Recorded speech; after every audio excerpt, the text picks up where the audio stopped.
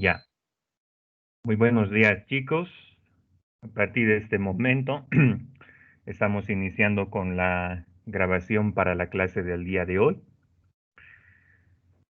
Entonces, bueno, mientras se van uniendo los demás compañeros, solamente indicarles un par de cosas antes de que iniciemos con el avance como tal planificado para el día de hoy.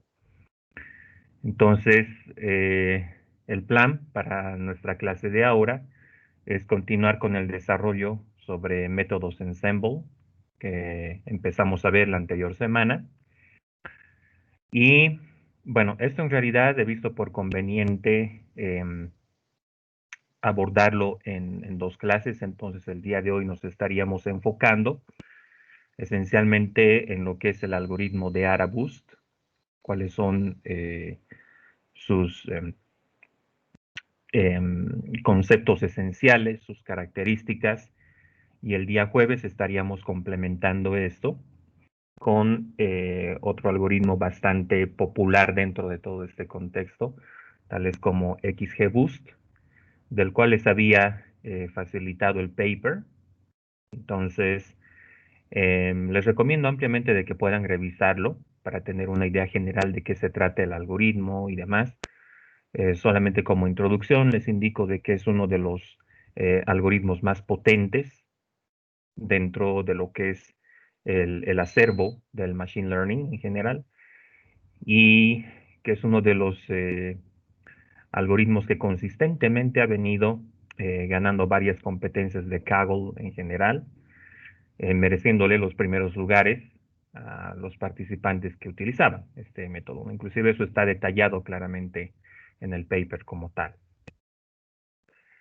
Ok, eso por una parte, y por otro lado también ya les facilité la solución de la práctica de K vecinos más cercanos. Entonces, básicamente, esta era una práctica para poder un poquito reforzar el tema de competencias en el lenguaje Python. Si ustedes han tenido oportunidad de revisar la solución, han debido poder ver de que en realidad se puede, inclusive en el lenguaje, hacer en una sola línea lo que nosotros en otros lenguajes tendríamos que hacerlo en varias, ¿no? Y eso es debido a la disponibilidad de varias estructuras del lenguaje que nos permiten simplificar determinadas operaciones. Entonces, esa es principalmente una de las razones por las cuales Python ha venido ganando bastante terreno, al igual que otros lenguajes, en todo este contexto de lo que es la inteligencia artificial y el machine learning.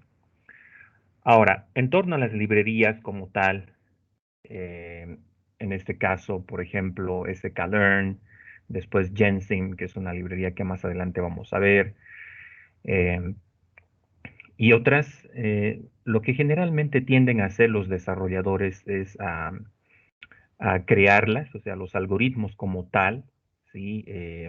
Se estila a desarrollarlos en el lenguaje C++,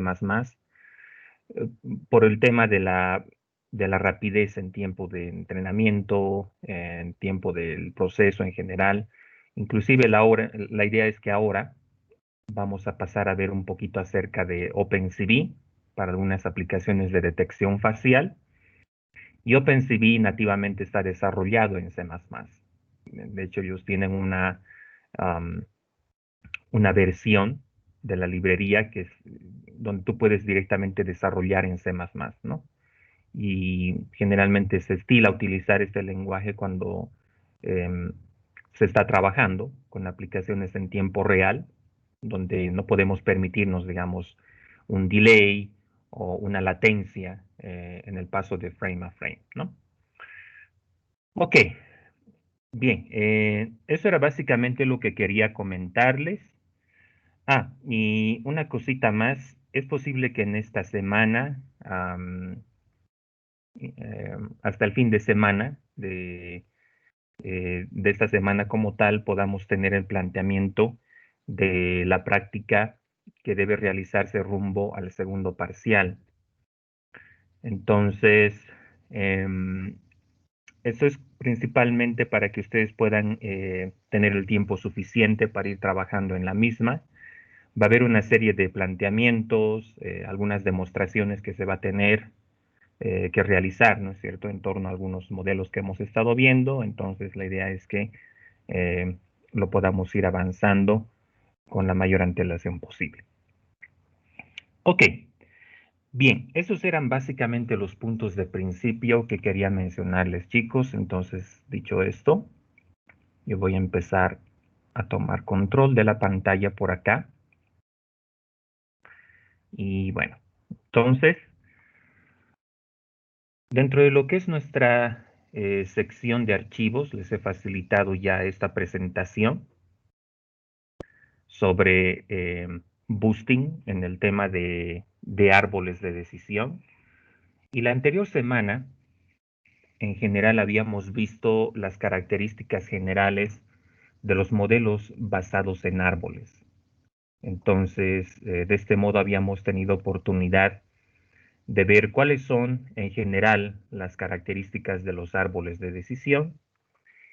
Y también habíamos visto de que un solo árbol de decisión podemos considerarlo como un clasificador débil o un predictor débil en general, debido a que el hecho mismo de que el algoritmo que se emplea para el entrenamiento de estos predictores es un algoritmo codicioso, es un algoritmo greedy, que va a hacer todo lo mejor posible por alcanzar una profundidad del árbol que asegure que todos los puntos de nuestro dataset estén siendo adecuadamente clasificados por las hojas del árbol, lo cual desde un punto de vista predictivo no es algo deseable, porque la idea es que nuestro árbol de decisión tiene que desempeñarse bien con puntos del dataset que no necesariamente pertenezcan a nuestro set de entrenamiento.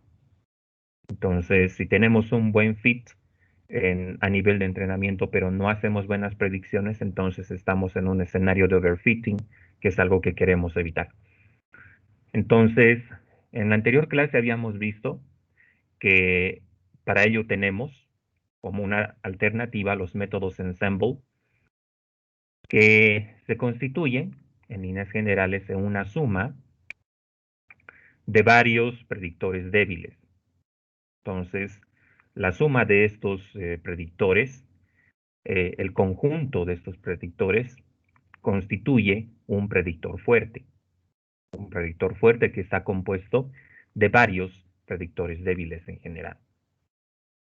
Entonces, cuando nosotros, por ejemplo, hacemos uso de un random forest, que es un método ensemble, podemos incrementar notoriamente la exactitud, el accuracy de clasificación o cualquier otro tipo de métrica que nosotros estemos empleando que aquella que nosotros obtendríamos utilizando un solo árbol de decisión. Ese era uno de los puntos que habíamos visto la vez pasada. Entonces, habíamos visto también que dentro del ámbito de los métodos Ensemble teníamos dos grandes grupos. Por una parte teníamos el bagging. Y bueno, aquí viene una primera pregunta, chicos. ¿Alguien podría dar una descripción general de de qué se trataba bagging en general?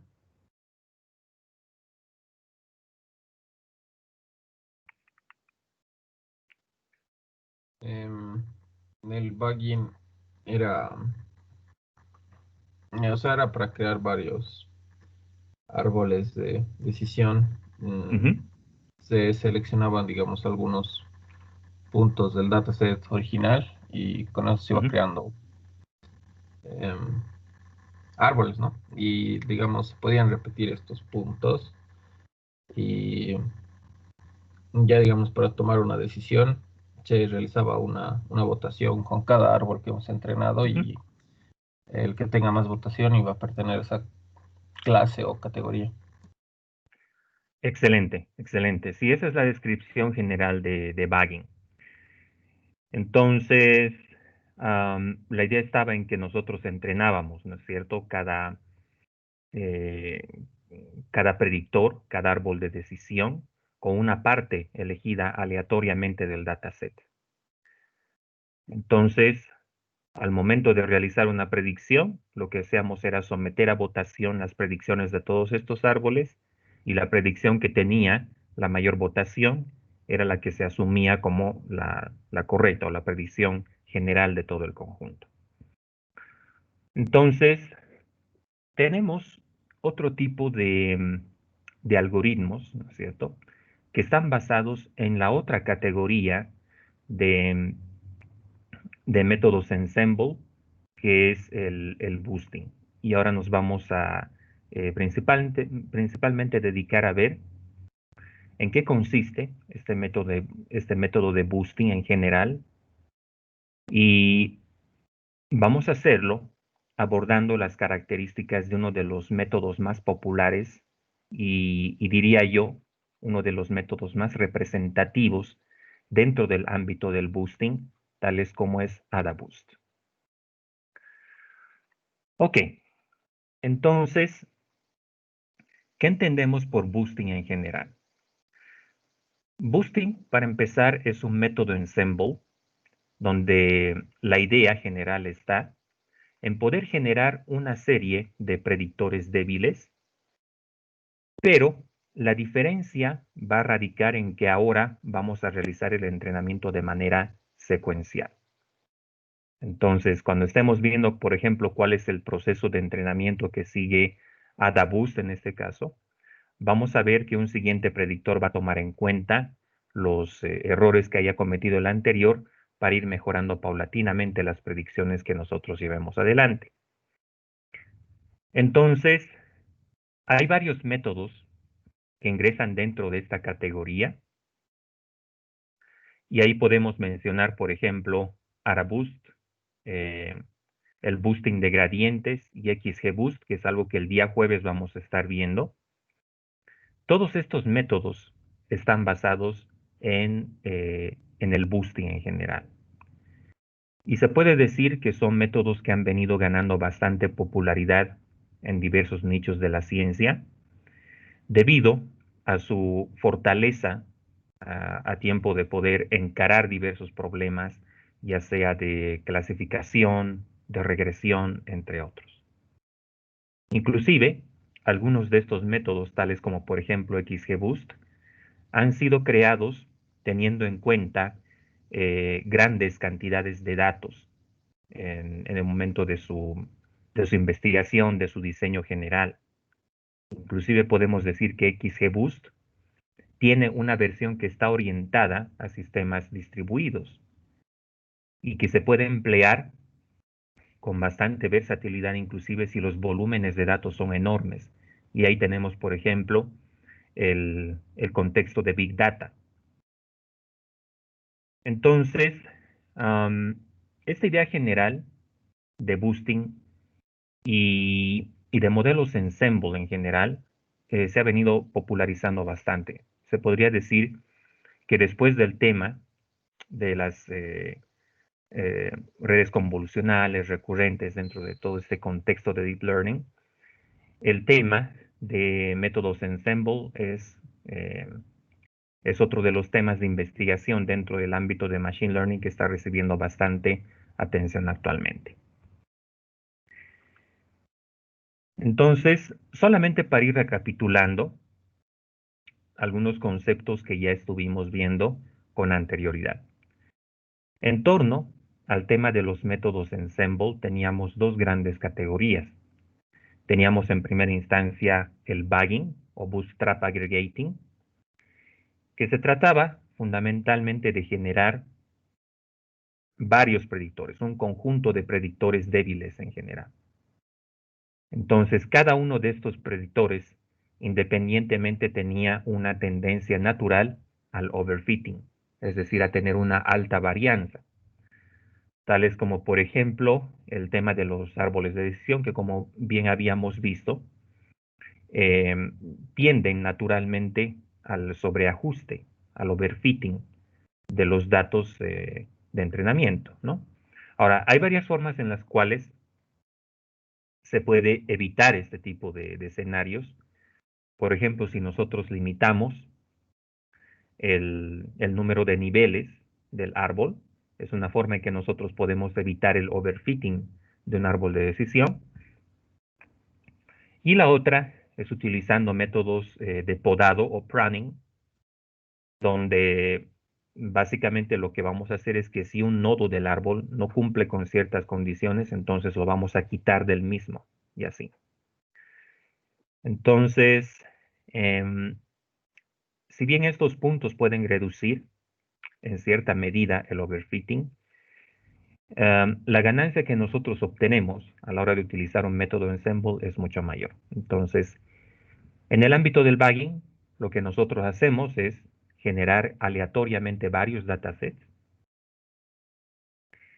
y a partir de estos datasets vamos a entrenar diversos predictores, o sea, varios árboles de decisión. Luego, al momento de realizar predicciones, lo que vamos a hacer es que vamos a someter a votación las predicciones de cada uno de los árboles que forman parte de este conjunto y aquella predicción que tenga la mayor votación se va a tomar como la predicción general de todo el conjunto. Entonces, un claro ejemplo de algoritmos que ingresan dentro de esta categoría es el método de los random forests que habíamos descrito en nuestra anterior clase. Entonces, además de los puntos que involucra un algoritmo de bagging en general, el método de random forest realizaba además un muestreo de las columnas, es decir, de los atributos de nuestro dataset. De tal modo que nosotros solamente entrenábamos el predictor utilizando un conjunto reducido de columnas. Por ejemplo, en lo que vimos, en uno de los ejemplos que vimos en la clase anterior,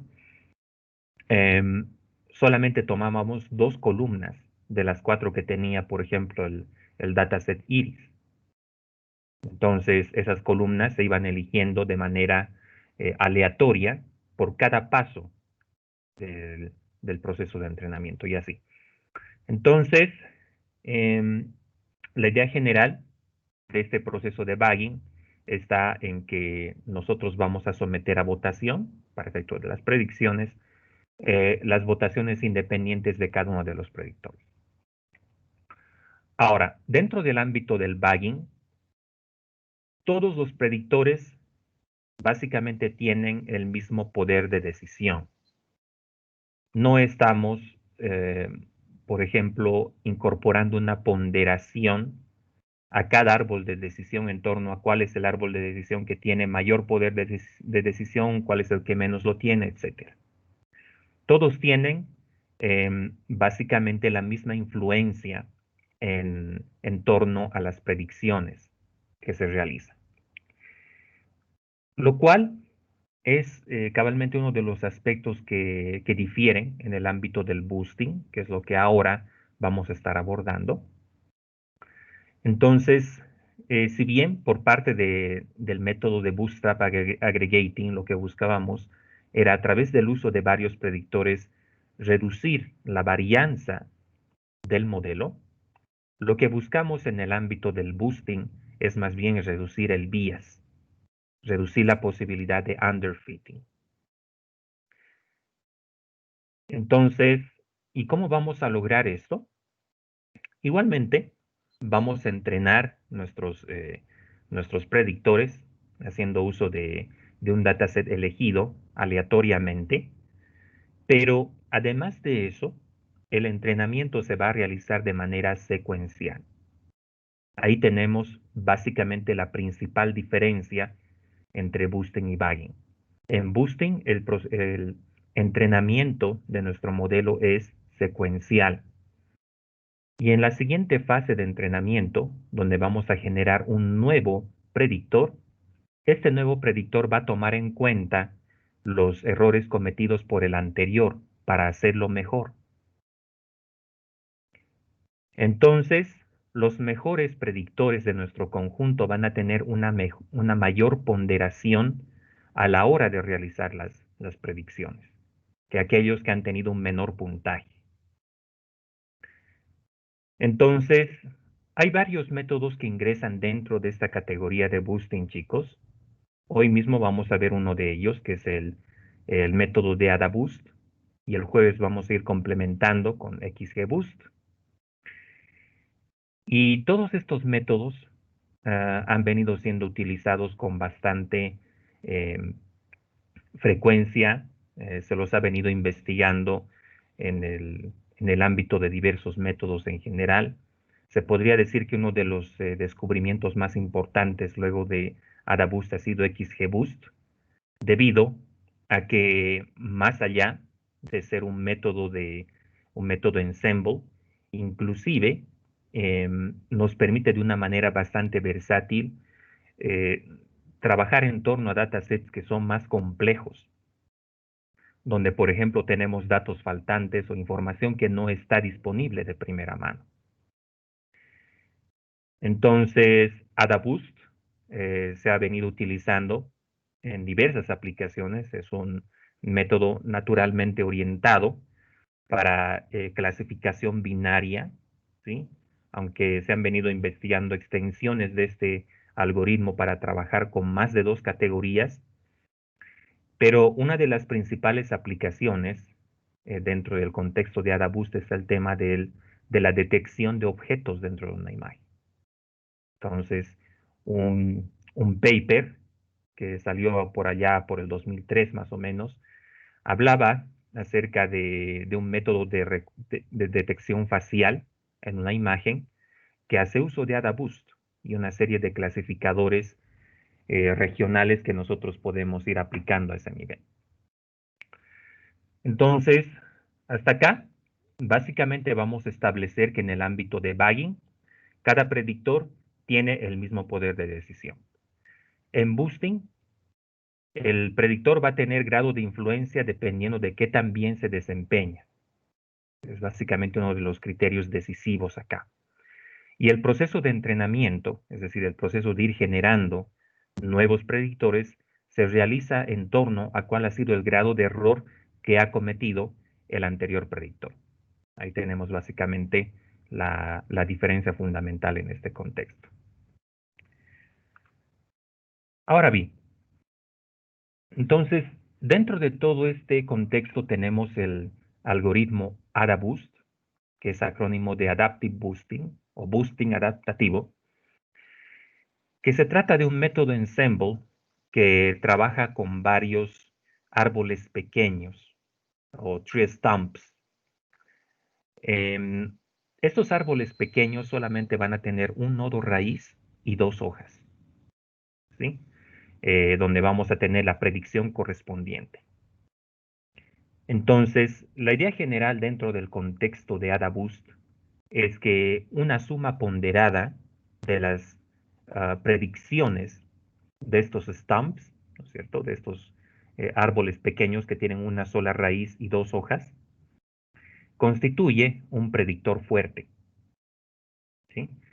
De hecho, más adelante en uno de los ejemplos vamos a tener oportunidad de ver que los niveles de accuracy que se alcanzan utilizando este tipo de predictores es bastante alto y compite muy fácilmente con otros modelos que ya hemos visto con anterioridad. Entonces,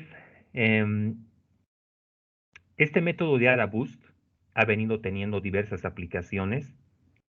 Originalmente, la versión por defecto de este método está orientada para una clasificación binaria. No tenemos AdaBoost para regresión, básicamente, solamente para clasificación y por defecto para clasificación binaria, aunque se ha venido investigando acerca de cómo podemos extender AdaBoost para escenarios de clasificación múltiple. De hecho, la implementación de AdaBoost de scikit-learn tiene la posibilidad de realizar clasificación múltiple. Entonces, y podemos decir que es uno de los algoritmos más populares dentro del ámbito del machine learning debido eh, a los buenos niveles, a las buenas métricas de desempeño que va demostrando en diversos datasets, incluso aquellos que se puede considerar que son los más complejos. Entonces, AdaBoost está basado en el entrenamiento de varios stumps o tree stumps. Un stump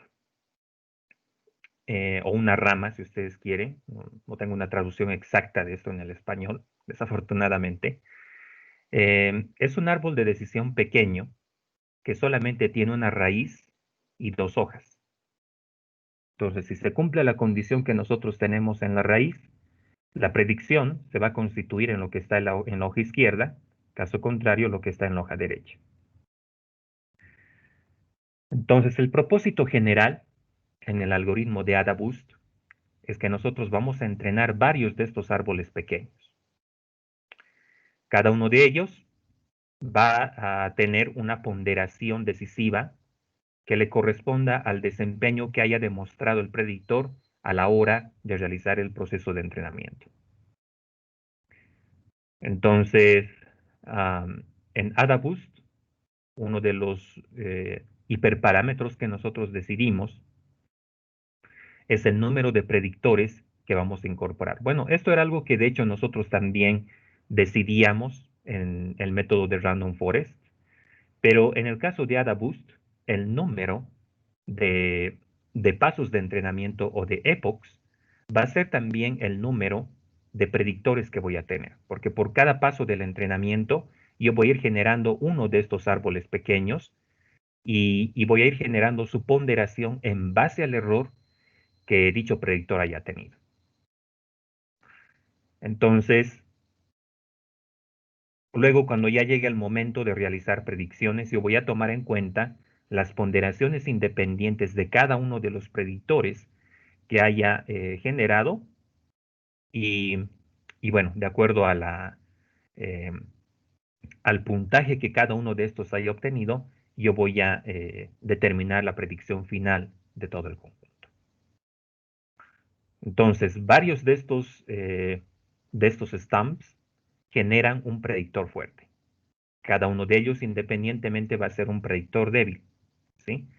Porque un árbol de decisión que solamente tiene un nivel es un predictor débil.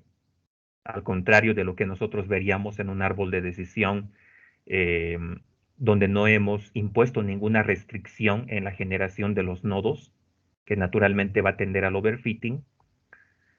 Un stump, un árbol que solamente tiene una raíz y dos hojas, es un clasificador débil desde el punto de vista del underfitting. Tiene un alto bias. ¿Okay? Uno solo de estos va a tener un alto bias. Pero si nosotros juntamos varios de estos predictores, entonces vamos a sobrellevar este escenario de underfitting que cada uno de ellos puede tener.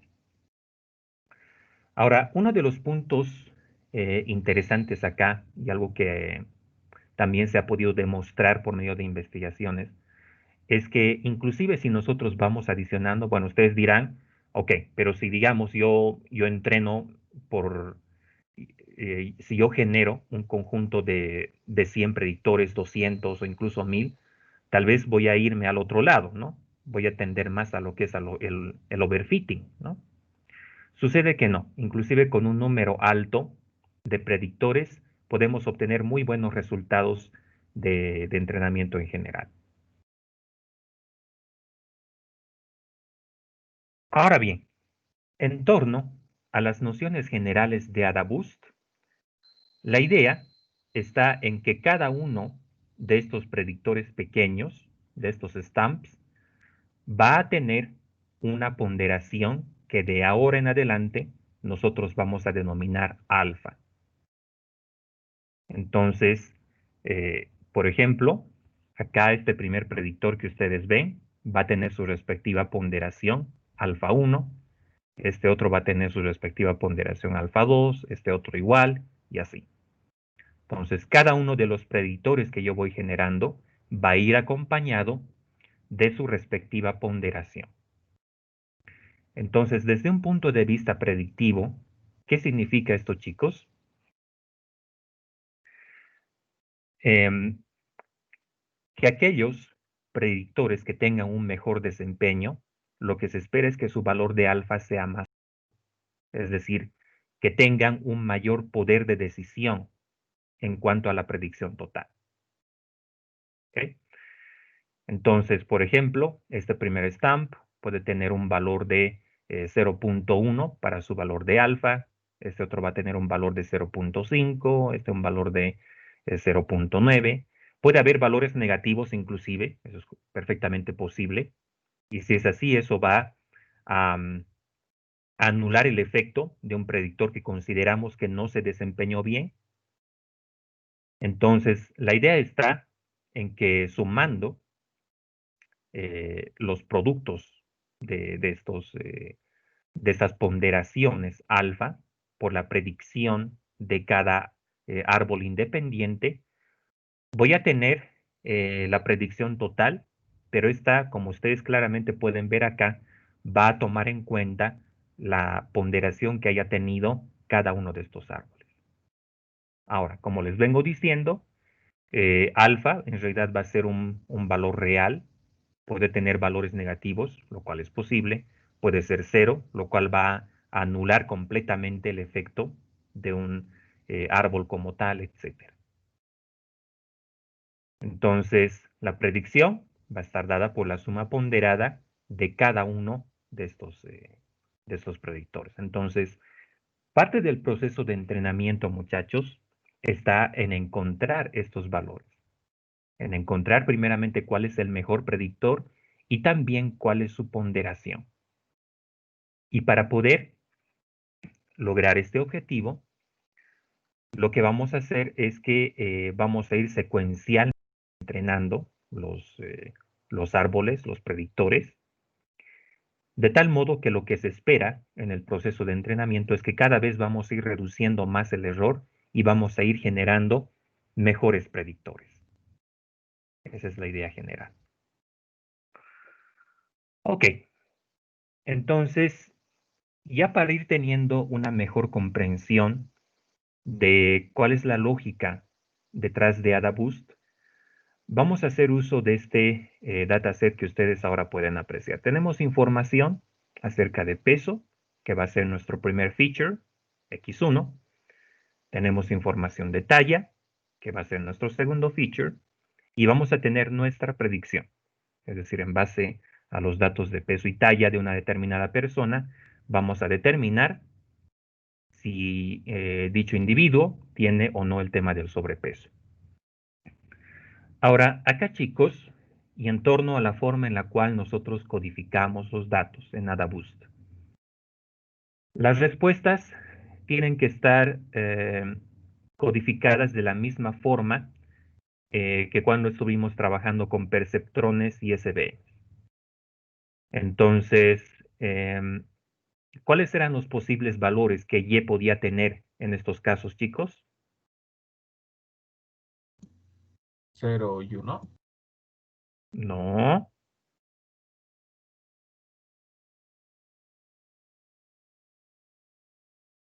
Claro, en la regresión logística podíamos tener ese rango de datos, pero en el SVM y en el perceptrón, -1 y 1. correcto, correcto. Entonces, las predicciones, en este caso, tienen que tener esos dos valores. O sea, una categoría va a ir con 1 y otra categoría va a ir codificada con -1. Y ya van a ver por qué. Parte del algoritmo en realidad va a depender de esto, ¿no? Ahora, claro, nosotros podemos hacer extensiones, podemos modificar el proceso de entrenamiento de tal manera de utilizar otros valores que estén fuera de estos, pero en la descripción general del algoritmo, lo que se espera es que la predicción sea igual al signo de la categoría, es decir, 1 o -1, según corresponda. Entonces, nosotros, por ejemplo, acá podemos decir que, por ejemplo, tener sobrepeso le va a corresponder a la categoría 1, mientras que no tener sobrepeso le corresponde a la categoría -1, y así. De tal modo que nosotros podemos multiplicar -1 con la predicción para poder determinar si hay una divergencia o algo así. Ok. Entonces, en base a determinados valores de peso y talla que nosotros podemos apreciar en este dataset, la idea está en predecir si la persona tiene o no sobrepeso. Ok, entonces, ¿cuál es el primer paso que nosotros vamos a seguir en el proceso de entrenamiento de AdaBoost, muchachos? Lo primero que vamos a hacer es que vamos a asignar un peso a cada una de las filas de nuestro dataset. Estos pesos en realidad van a ser probabilidades, por lo tanto tienen que estar comprendidas en los valores de 0 y 1, y la suma de todos los W que yo tenga por fila tiene que necesariamente sumar el valor de la unidad, es decir, 1, el 100%. Entonces, al inicio de todo el proceso de entrenamiento, es lógico de que cada fila tenga el mismo valor de peso y va a ser igual a 1 sobre n, donde n mayúscula es el número de filas que tiene el dataset. En este caso, como yo tengo 5 filas en este dataset, entonces cada una de las filas de principio va a ser inicializada con el valor de 0.2, que equivale a un quinto, ¿no?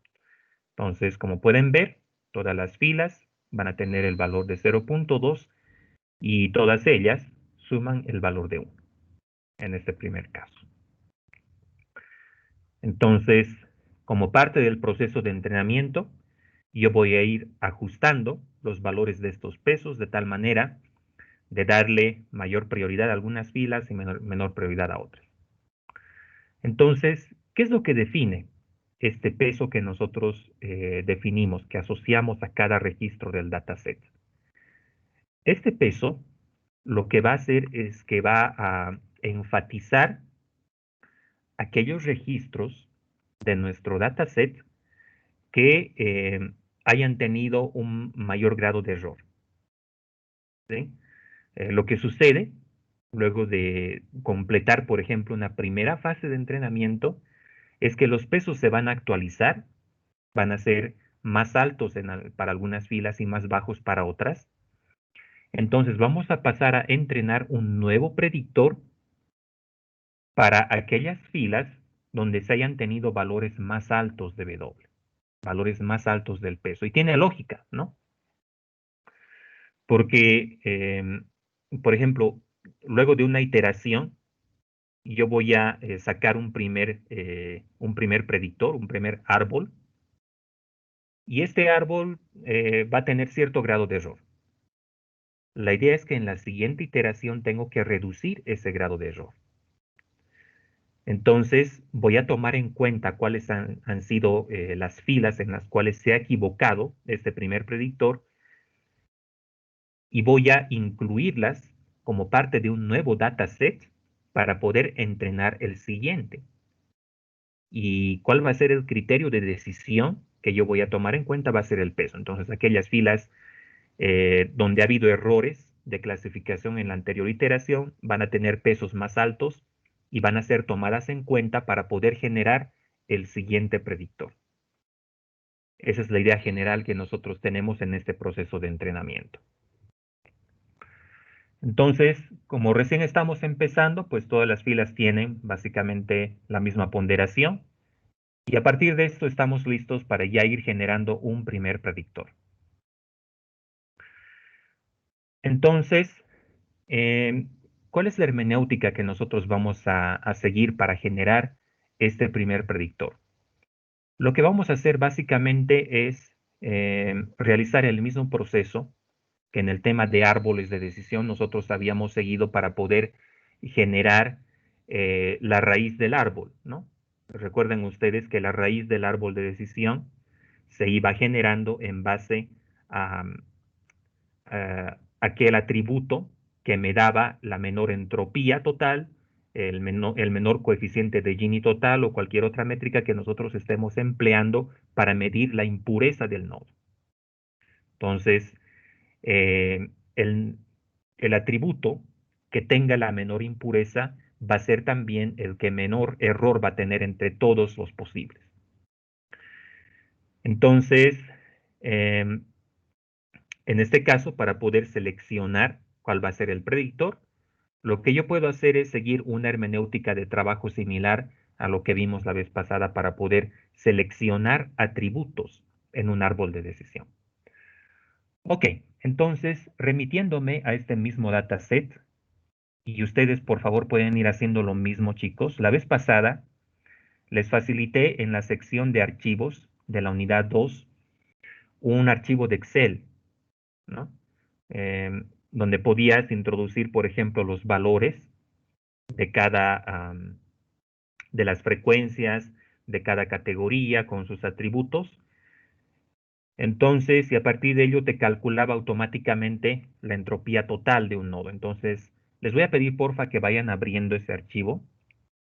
Seguramente ustedes ya lo tienen disponible, yo ya lo tengo acá. Y lo que yo paralelamente voy a hacer es que voy a copiarme el dataset completo en ese mismo Excel para tener todo en el mismo lugar. Entonces yo lo voy a traer, yo lo voy a traer por acá. Ups, creo que no debía hacer eso. Bueno, ya. Vamos a copiar mejor sin estilo para que así no nos moleste. Ok, perfecto. Entonces, ahí tenemos nuestro dataset. Yo lo voy a hacer un poco más visible y ahí está. Ok, entonces vamos a aprovechar este escenario para repasar cuál era el proceso que nosotros seguíamos para poder elegir el mejor atributo y su valor. Y en este caso, como ustedes pueden ver, tanto el peso como la talla son variables cuantitativas, son valores comprendidos en el dominio real. Entonces, solamente para conveniencia, lo que yo voy a hacer es voy a empezar a evaluar el atributo del peso. Y por si acaso, chicos, lo que estamos viendo acá es básicamente el mismo proceso que nosotros seguíamos para poder determinar el mejor atributo, así como su valor, durante el proceso de entrenamiento de árboles en general. ¿Ok? Les recomiendo, muchachos, que esto también lo vayan practicando. Es posible que en una próxima actividad evaluativa, en una próxima práctica que vamos a hacer, se les va a pedir que ustedes puedan paso por paso describir el proceso de iteración de un árbol de decisión en general. Entonces, lo que yo voy a hacer, voy a empezar por la columna del peso. Entonces voy a seleccionar todo el dataset y lo voy a ordenar para que así sea más fácil para mí. Entonces, esto lo voy a ordenar de acuerdo a la primera columna. Tal vez si hago esto. Ok, ahí podemos seleccionar cuál es la columna por medio de la cual vamos a ordenar. Entonces lo vamos a hacer por medio de la primera, que va a ser el peso X1. Ok, entonces ya tengo ahí los valores ordenados de menor a mayor. Bien, ahora, ¿qué es lo que vamos a ir haciendo? Voy a ir evaluando cada uno de los valores para este atributo del peso y por cada uno de estos valores voy a calcular la entropía total. Y eso puedo hacerlo por medio de esta sección donde puedo obtener el cálculo correspondiente. Vamos a empezar entonces con el atributo del peso. Aquí para no confundirme yo voy a anotar eso. Entonces, cuando estoy trabajando con variables numéricas, con variables cuantitativas, lo que yo tengo que hacer es incluir como rango izquierdo, la rama izquierda en realidad, tendría que ser para los valores que son menores que el valor. Entonces, aquí, por ejemplo, nosotros podemos ver que un primer valor en todo este conjunto es el 50. Entonces, acá,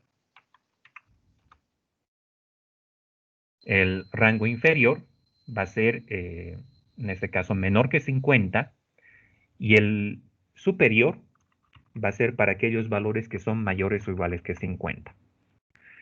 Cuando trabajábamos con variables categóricas o con atributos sí, no, eh, ¿cómo se definían estos dos límites, chicos? No sé si recuerdan.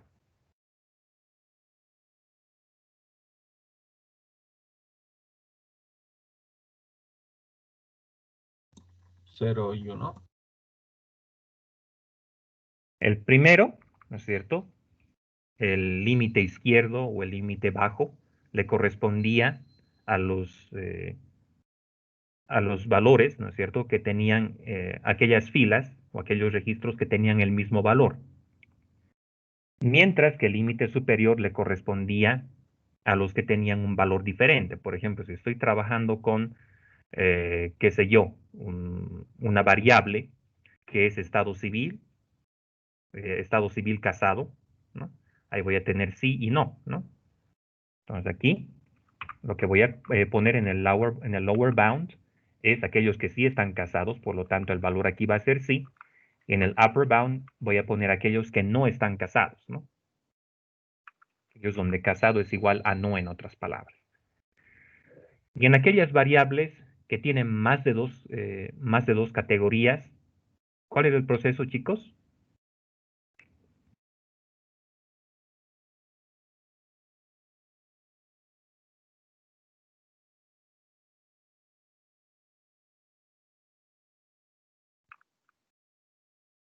El lower bound en esos casos era el valor del atributo, es decir, casado igual a sí. Y el upper bound podría ser todos los valores que quedan fuera de esta categoría, ¿no? Eh, por ejemplo, casado es distinto de sí, ¿no? Eso sería. Bien, si hablamos en general de estado civil, puedo tener varias categorías. Entonces, acá, por ejemplo, voy a tener lower bound y ahí voy a tener estado civil igual a soltero. Y en el upper bound voy a tener estado civil, casado o divorciado, cualquiera de las dos. Entonces, las vamos a incluir de esa manera en los conteos. ¿Estamos de acuerdo con eso, chicos? Sí, Inge. Ya, súper. Ahora, ¿cuáles son los posibles valores de la respuesta? Para empezar, ¿cuál es la respuesta? Si tiene sobrepeso o no Si tiene tiene sobrepeso. sobrepeso o no. Por lo tanto, acá voy a tener sí y no, ¿verdad? Acá va a ser sí y no. Perfecto. Entonces ya tengo todo configurado acá. Y bueno, ahora empezamos a contar, ¿no? Entonces estoy empezando con este primer valor, con el 50. ¿Qué es lo que tengo que hacer ahora? Enfocándome en esta primera columna. Tengo que contar, para ir llenando cada una de las celdas de la tabla, primeramente, aquellos registros que tienen un peso menor que 50 y que además en su respuesta tienen sí o no. ¿Hay algún registro que cumpla con esta condición de que el peso es menor que 50? No, ¿verdad? No. Porque el menor peso posible, viendo ya que todo esto está ordenado, es 50. Por lo tanto, ningún registro cumple con esta condición. Por lo tanto, acá voy a tener 0 y aquí también voy a tener 0. Ok. Ahora me voy a la siguiente columna y voy a evaluar todos aquellos registros cuyo peso es mayor o igual que 50 y que además tienen sí. ¿Cuántos tengo? 3. Aquí tengo un primero, ¿verdad? Este es 50. Luego tengo este otro y tengo este otro más. Por lo tanto, en total voy a tener 3, ¿verdad? Y ahora, mayores o iguales que 50 que tienen no. 2, ¿verdad? ¿Estamos de acuerdo con eso, chicos? Sí. Ya. Entonces yo voy a ir anotando acá, voy a ir manteniendo un registro de las entropías. Va a ser entropía para el peso. Y el primer valor que estoy evaluando es menor que 50. Por lo tanto, el valor de entropía que voy a tener en este caso es 0.97, tal como lo señala el cálculo que tenemos acá. ¿Estamos de acuerdo con eso, chicos? Sí. Ahora vamos con el siguiente, 55, en ese orden. Entonces aquí yo voy a poner 55 para el peso.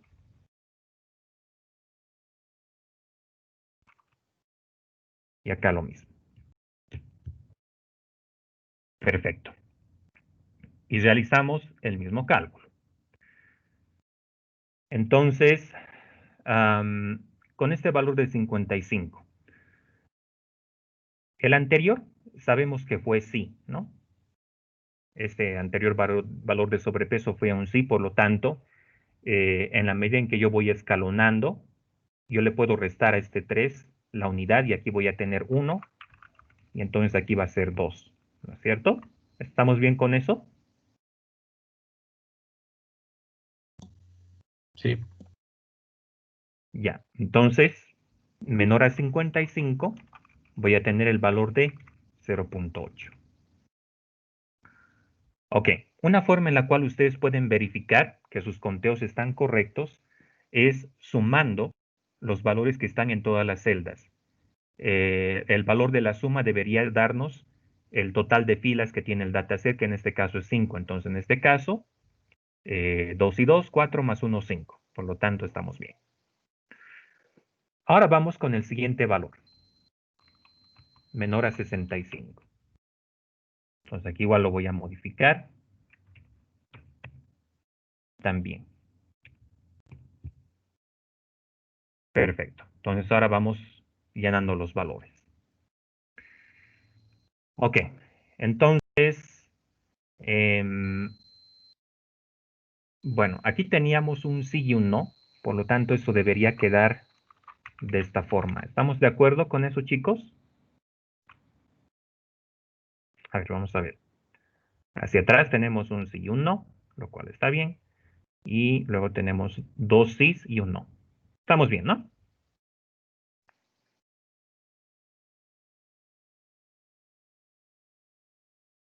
sí, Aquí va a ser 0.95. Luego vamos con el siguiente, 80. Entonces aquí igual voy a modificar esto. Por si acaso, estos valores de acá de la primera parte solamente son referenciales, para que no nos confundamos, básicamente. No influyen en el cálculo de la entropía. Ok, entonces con 80. Como tuve un sí con anterioridad, entonces aquí debería ser 2 y aquí debería ser 1.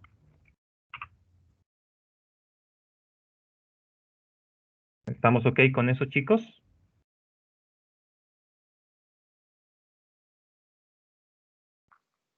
sí, Inge. Entonces aquí va a ser 0.95 y aquí va a ser 90.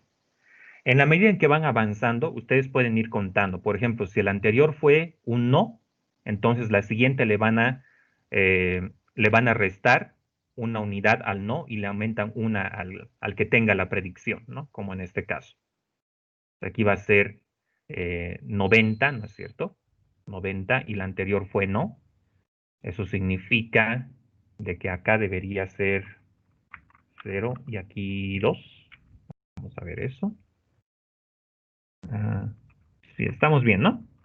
Tenemos solamente un sí acá, entonces lo de atrás sería 2 y 2, 2 y 2, correcto. Entonces, en este caso, igualmente, la entropía es 0.8. Ok, ya entonces con esta primera columna, ¿no? Haciendo un análisis de esto, podemos ver que hay un empate. Si tuviéramos que tomar solamente los que tuvieron la menor entropía total, tenemos eh, peso menor que 55 y peso menor que 90. Tendríamos un empate. Pero eso no significa que nosotros podemos seleccionar cualquiera de estos dos como raíz del árbol. Todavía no hemos terminado porque nos falta la otra columna, que en este caso es la talla. Entonces, de lo que salga, de evaluar las entropías de los valores posibles en peso y talla, del mínimo que salga de ahí es de donde voy a sacar la raíz del árbol. De ese modo es como tendríamos que calcular esto, chicos. Entonces, ahora vamos a ir con el otro atributo. Yo nuevamente voy a ordenar la tabla, pero esta vez respecto del atributo de la talla. Entonces voy a seleccionar talla acá, de tal modo que todo esté ordenado. Y bueno, procedemos otra vez. Entonces ahora vamos a ir con la entropía para la talla. Perfecto, entonces nuestro atributo esta vez es talla. Y el primer valor que vemos ahí es 140. Entonces aquí 140, igualmente. Ok, vamos adelante entonces. Como el menor valor de todo este conjunto es 140, entonces no tengo nada a izquierda, no tengo nada para sí ni para no. Entonces a izquierda todo va a ser 0. Aquí va a ser 0 y aquí va a ser 0. Y bueno, luego voy a tener 3 valores de sí y luego 2 valores, ¿no?, que cumplen con esta condición. ¿Estamos, chicos?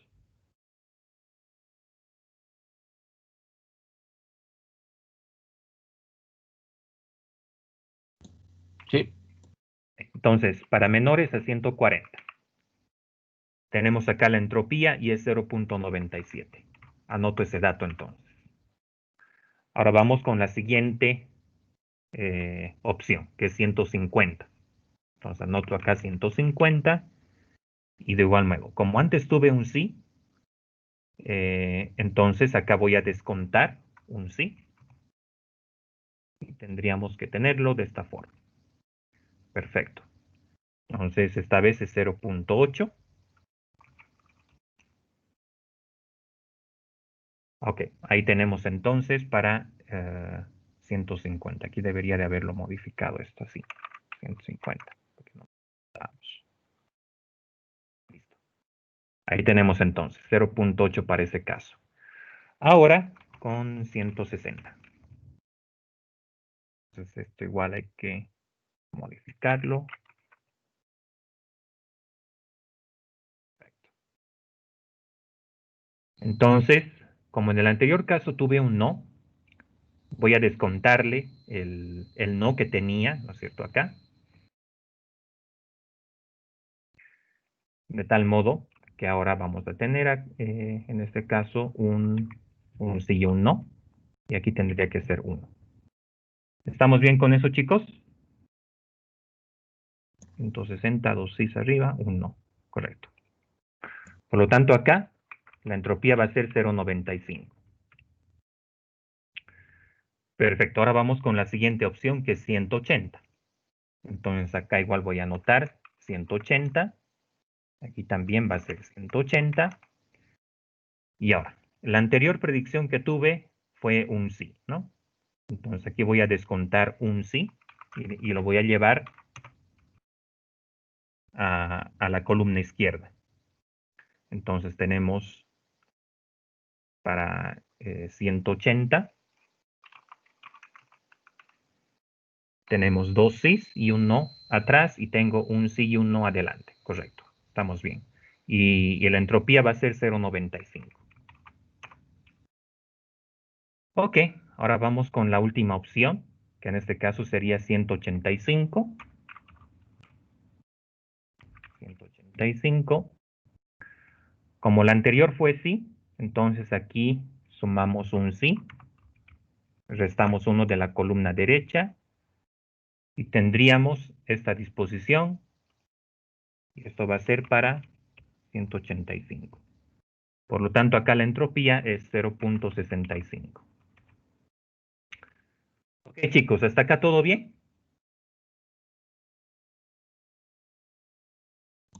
sí, Inge. Ya, perfecto. Ya hemos terminado entonces de evaluar todo el dataset, tanto para peso como para talla. Ahora lo que tengo que hacer es fijarme en el menor valor de entropía que tengo en esta columna. Entonces aquí tengo 0.97, 0.95, 0.8 y así. Y resulta que este último valor que tengo acá es el que tiene el menor valor, ¿no? El menor valor de entropía, que es 0.65. Entonces, ¿qué significa eso? De que yo voy a elegir talla menor que 185 como la raíz de mi árbol de decisión. ¿Estamos de acuerdo con eso, chicos? Sí, Inge. Ya.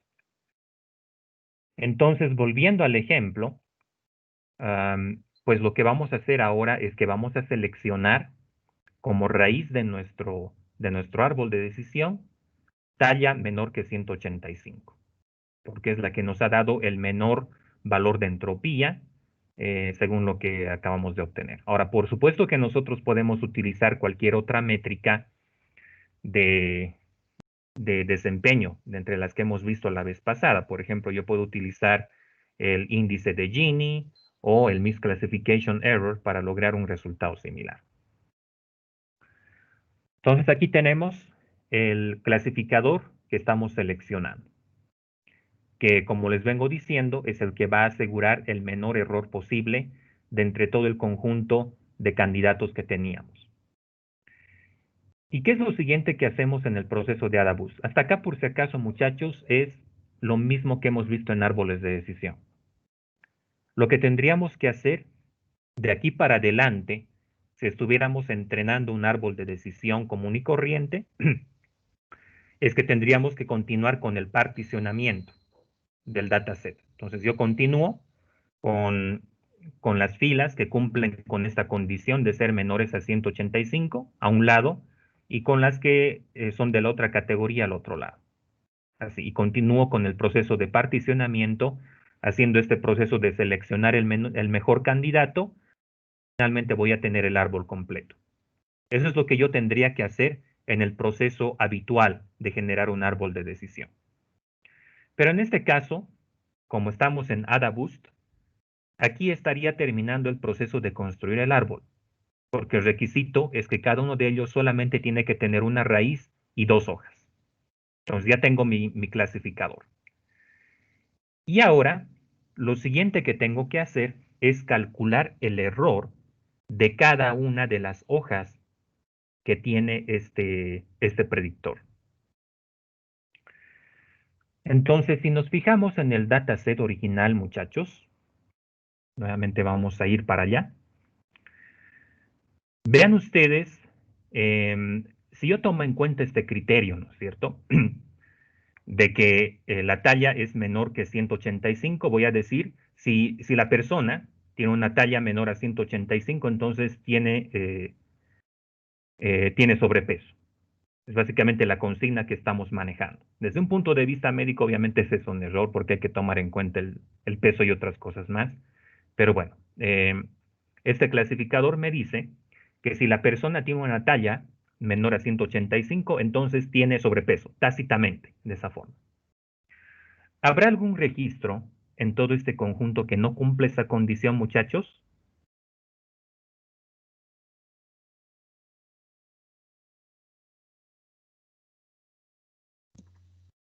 El del medio, el tercero. No. O sea, todos aquellos que son menores a 185, yo digo tácitamente que tienen sobrepeso. ¿Hay alguno que no cumple esa condición, chicos, en el dataset? El primero. El primero, ¿verdad? Porque acá uno que tiene talla de 150 resulta que no tiene sobrepeso. Por lo tanto, aquí tengo un error, ¿verdad? Ahí tengo un error, una clasificación incorrecta. Entonces, ¿qué es lo que yo hago ahora, chicos?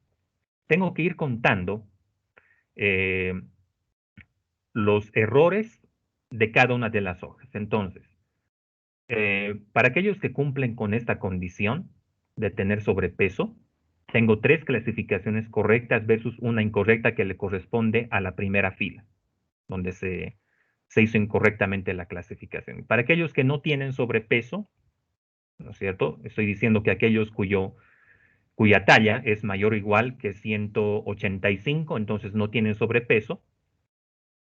Entonces, en este caso, el valor que tengo ahí es no, lo cual es correcto.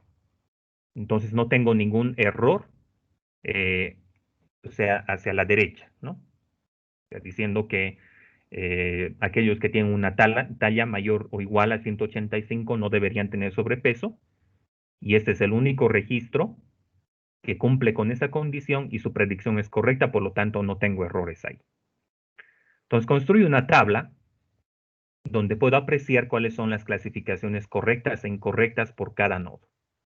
Entonces a izquierda tengo un error, tengo una clasificación incorrecta, que es la de la primera fila que nosotros vimos. Ok, entonces, ¿qué voy a hacer yo? Voy a leer cuál es el valor del peso que tenía esa primera fila. ¿Cuál es el valor de su peso, chicos? Sí, 55. El valor del peso de esa fila. Es lo que está acá, la última, ¿verdad? Es 0.2. Entonces, no es por si acaso el sobrepeso, me estoy refiriendo al peso del entrenamiento, al W por si acaso. Ya no nos confundamos con el sobrepeso del modelo. Entonces,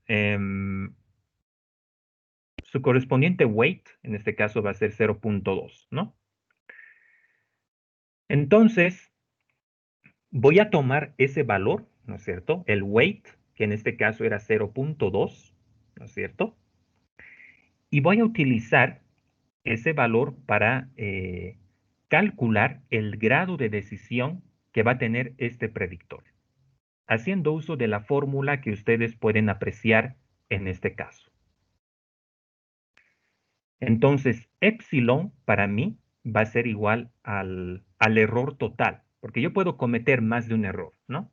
Y si ese fuera el caso, lo que voy a hacer es que voy a sumar los weights de todas las filas que hayan tenido errores. Por ejemplo, si me he equivocado en la 1 y en la 3, entonces voy a tener 0.4, suponiendo que los pesos eran 0.2 para ambos casos. Tengo que sumarlos. Pero en este caso solamente me he equivocado en una fila y esa fila tenía un weight de 0.2. Entonces el error total epsilon va a ser igual a 0.2 en este caso. Entonces, ¿qué hago con ese error? Voy a introducirlo en la fórmula que ustedes ven acá, que me dice un medio del logaritmo de 1 menos el error total sobre el error total, lo cual me da 0.693.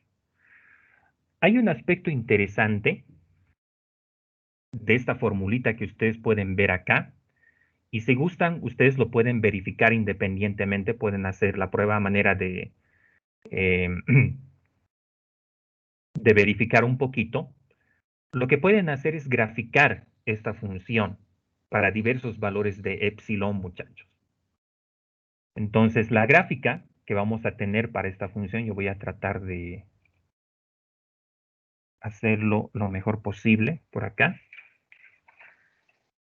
Va a tener más o menos esta forma. De nuevo les digo, ustedes si gustan pueden verificar. Esto de acá. La gráfica de esta función va a ser más o menos así.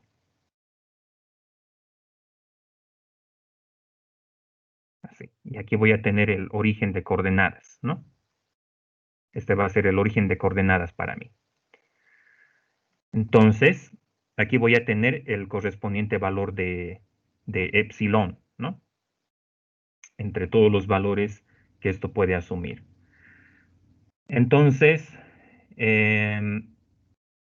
epsilon en este caso siempre va a estar comprendido entre los valores de 0 y 1, ¿no?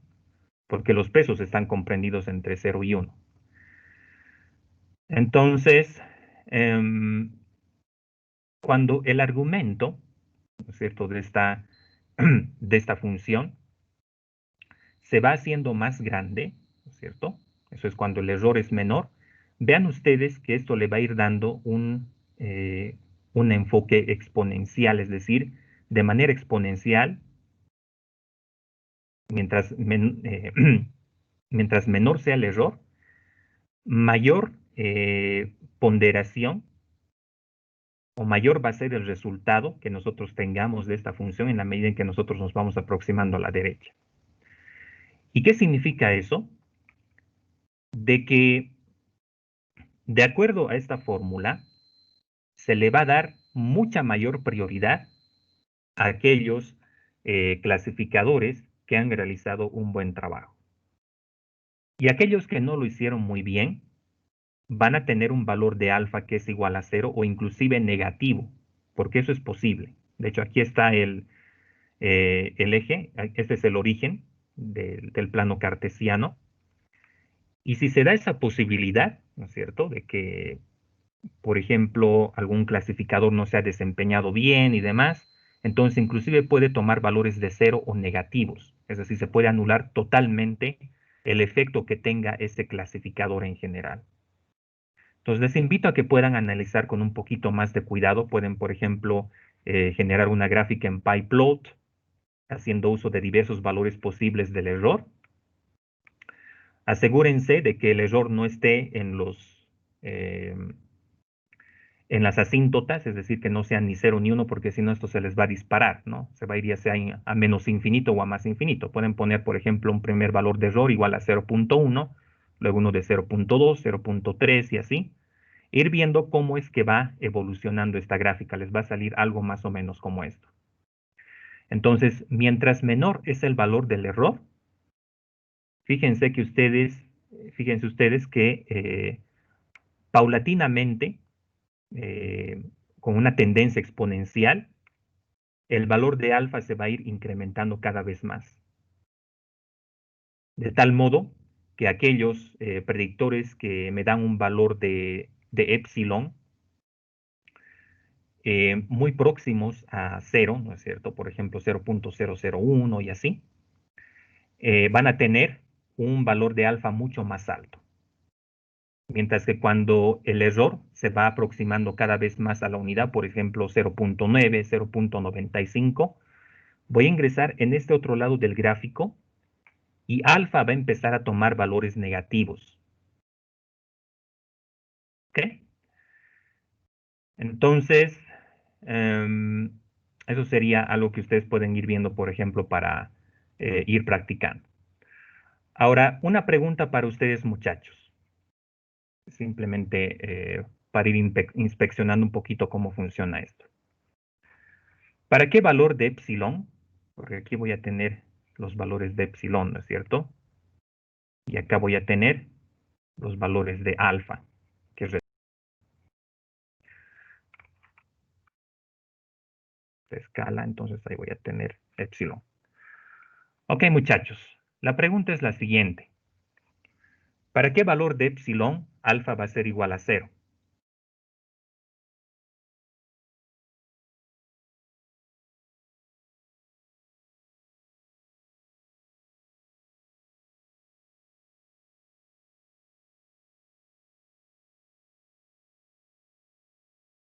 Hello.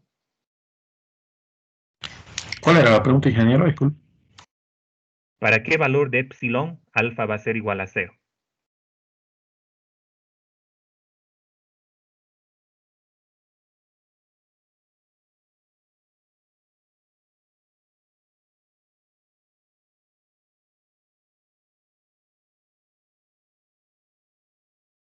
Logaritmos, chicos. ¿Para qué valor del logaritmo? O para qué argumento del logaritmo teníamos el valor de 0. El logaritmo, en otras palabras, ¿de cuánto es 0? De 0. No, no. En realidad, logaritmo de 0 no existe, es menos infinito, ¿no ve? El logaritmo de 1 es igual a 0, chicos. Eso no nos vamos a olvidar. El logaritmo de 1 es igual a 0. Entonces, ¿qué significa eso? Que cuando este 1 menos epsilon sobre epsilon es igual a 1, entonces ahí es donde alfa va a ser igual a 0, ¿verdad? Porque ahí es donde el logaritmo de 1 va a ser igual a 0. Entonces de acá, lo que podemos hacer, por ejemplo, es decir, 1 menos epsilon es igual a epsilon. Y de acá, epsilon va a ser igual a 1, entonces epsilon es igual a 0.5. ¿Estamos de acuerdo con eso, chicos?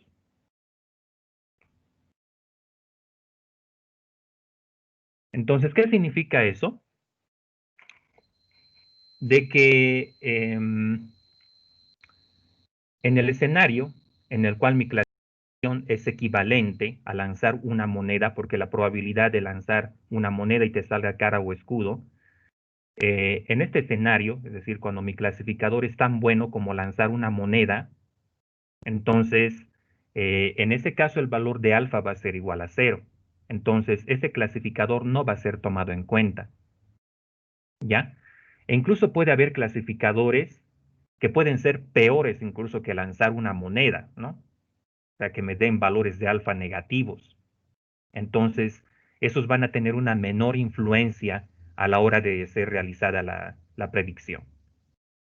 Lo que me interesa es quedarme con aquellos clasificadores que por lo menos, o sea, que son mejores que lanzar una moneda, o sea, que me den un valor de alfa que va siendo mayor que 0, ¿no? O donde su epsilon va a ser mayor que 0.5. Entonces, o menor que 0.5, ¿no? Donde su epsilon va a ser menor que 0.5, 0.4, 0.3, mejor es si se va aproximando a 0 cada vez. ¿Estamos de acuerdo con esto, chicos?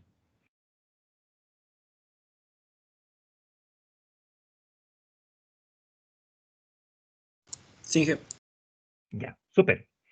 Bien, vamos a seguir entonces con el proceso de entrenamiento. Entonces, teniendo un valor de epsilon que es igual a 0.2, el valor de alfa que nos sale en este caso es 0.693. Entonces, esta es la ponderación que va a tener este clasificador que acabamos de encontrar, el de la talla menor a 185. Este es el poder de decisión que va a tener ese clasificador. Entonces, ¿qué hacemos ahora con este valor de alfa sub t que acabamos de encontrar? Lo vamos a incorporar en esta fórmula que es bien interesante, chicos. Principalmente quisiera que nos enfoquemos en lo que está dentro del argumento del exponencial acá, de e a la menos esto, ¿no? Menos todo este producto. Lo que estamos haciendo acá, muchachos, es multiplicar el valor de alfa que acabamos de encontrar por el producto, ¿no es cierto?, de y, que en este caso sería la respuesta por la predicción de nuestro clasificador. Quiero que por un momento nos enfoquemos en los valores posibles que puede tener este producto, de la predicción, que puede ser ya sea 1 o menos 1, y de h sub t, que igualmente va a ir en este rango. Cuando existan divergencias entre estos dos valores, entonces el signo que voy a tener acá va a ser negativo.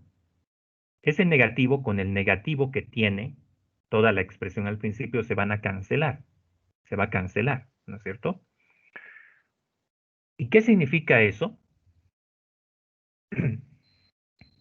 De que yo voy a empezar a darle mayor prioridad a las filas donde ha habido divergencias. Entonces, tal como ustedes pueden ver en este caso, la primera fila es la única que tuvo la divergencia, ¿no? Cada fila de este vector que ustedes pueden ver le corresponde a cada fila del dataset original. Entonces, la primera tenía error, tenía una divergencia, tenía que haber sido menos 1, pero fue 1. Entonces, menos por menos se va a hacer más y al final esto se va a volver positivo, ¿no? Y todas las demás filas que tuvieron clasificación correcta, donde y coincide con la predicción del clasificador, van a preservar el signo negativo. Entonces, el exponencial de un valor que es positivo, ¿no es cierto?, va creciendo en ese orden, ¿no es cierto? Mientras mayor sea el valor, mientras mayor sea el valor positivo, pues la pendiente de la exponencial se va a ir elevando cada vez más, va a ir creciendo de manera exponencial. Mientras que para valores negativos, e elevado a un valor negativo, se va a ir haciendo cada vez más próximo a 0. Por lo tanto, el peso, el siguiente peso que yo voy a tener acá, va a tener un mayor valor para aquellas filas donde ha habido errores de clasificación y menores valores para aquellas filas donde ha habido menores errores de clasificación. Entonces, luego de hacer esta operación de multiplicar los pesos que antes tenía, donde todos ellos eran 0.2, estos eran los pesos que antes yo tuve, por lo que sale de esta exponencial, lo que voy a tener es este resultado. Entonces, para la primera fila voy a tener un valor de peso que es 0.4, todos los demás tienen el valor de 0.1. Ahí está. La fila entonces donde vi el error es la que tiene el mayor valor posible. Ahora, necesito que todos estos pesos sumen la unidad. ¿Qué operación me convendría realizar para lograr eso? Tengo que normalizar los pesos de tal modo que todos ellos sumen el valor de 1.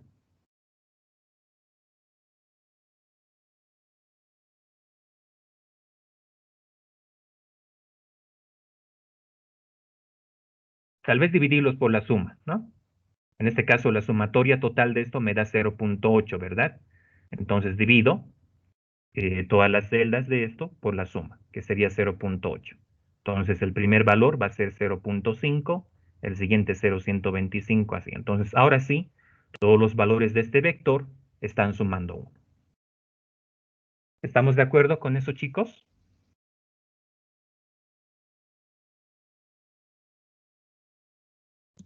Sí, Inge. Súper. Entonces, ahora, con este vector de pesos actualizados, lo que voy a hacer es, voy a reemplazar los pesos que tenía en la anterior iteración, de tal modo que la primera fila va a tener un peso de 0.5 y todos los demás un valor de 0.125. Ok, entonces ahora ¿qué hacemos? Vamos a generar un número aleatorio entre 0 y 1, y si ese número aleatorio cae entre 0 y 0.5, entonces voy a tomar en cuenta esta fila. Si sale entre 5 y 0.125, voy a tomar esta otra, y así, para los siguientes. Entonces, vean ustedes que este primer registro, cuyo número aleatorio es 0.5, va a tener una mayor probabilidad de ser escogido, ¿no es cierto? Por ejemplo, si me sale 0.1, voy a incluir esta fila. Si me sale 0.3, la voy a volver a incluir. Si me sale 0.4, la incluyo otra vez. Mientras que estas otras que tienen un menor peso van a tener también una menor probabilidad de ser escogidas. Entonces, ¿qué es lo que tengo que hacer como siguiente paso del AdaBoost? Que tengo que generar un nuevo dataset que tenga el mismo número de filas que el original. ¿Y cómo lo vamos a generar? A través de, primeramente, obtener números aleatorios entre 0 y 1. Y si este número aleatorio es menor a 0.5, entonces incluyo esta fila. Entonces, como les digo, si tiene, por ejemplo, si el número aleatorio es 0.3, esta fila va a ser incluida. Si es 0.4 igual, y así, ¿no? Entonces, esta fila que tuvo el error va a tener una mayor probabilidad de ser elegida en el nuevo dataset. Porque la idea es esa, de que yo pueda ahora pasar a crear un nuevo clasificador que tome en cuenta, que trate de mejorar los errores que cometió el anterior clasificador. Por lo tanto, esta fila donde hubo errores es la que mayor probabilidad de ser elegida va a tener, versus las otras. Ok, ¿hasta acá todo bien, muchachos?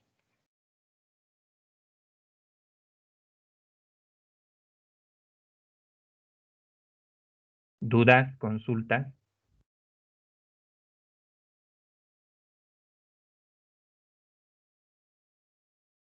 No, no hay duda, Inge. Gracias. Ya. ¿Qué les parece el algoritmo? Es relativamente intuitivo, ¿no? Sí. Ya. Ok, muchachos. Entonces, una vez que tenga este nuevo dataset con las filas generadas aleatoriamente, nuevamente voy a iniciar el proceso de entrenamiento. Voy a elegir el mejor clasificador y luego seguimos los mismos pasos que vimos con anterioridad hasta que finalmente voy a tener un conjunto de clasificadores donde cada uno de ellos va a tener su respectiva ponderación. Entonces, ya en el momento de que nosotros realicemos la predicción correspondiente, voy a multiplicar su valor de alfa por la predicción como tal, por la predicción propiamente dicha. Ok, antes de que pasemos a ver los ejemplos como tal, primeramente el de AdaBoost y luego este de detección facial que he preparado, me gustaría que hagamos énfasis en algunas de las aplicaciones de este algoritmo de AdaBoost. Como les venía indicando, muchachos, AdaBoost ha venido teniendo una serie de aplicaciones debido a la fortaleza que este algoritmo tiene a la hora de realizar clasificaciones en general. Una de las aplicaciones más interesantes de este método de AdaBoost es que se ha investigado dentro del ámbito del computer vision para realizar detección de rostros en una imagen. Entonces, ¿cuál es la lógica que nosotros seguimos en este caso, muchachos?